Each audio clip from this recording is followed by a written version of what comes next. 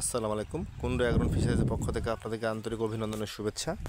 তো আজকে আমরা তরমুজের গাছগুলোতে কপার হাইড্রোক্লোরাইড গ্রুপের ছত্রাকনাশক ব্যবহার করতেছি।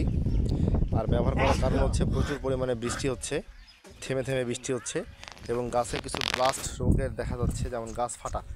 এই গাছ ফাটা বা ছত্রাকের কিছু সমস্যা দেখা যাচ্ছে। এই জন্য আমরা ছত্রাকনাশক আজকে ব্যবহার করতেছি, যে মুকুল ভাই ছত্রাকনাশক দিচ্ছে। আমরা এইভাবে সকল পেঁপে গাছ এবং তরমুজ গাছগুলোতে আজকে ছত্রাকনাশক ব্যবহার করব।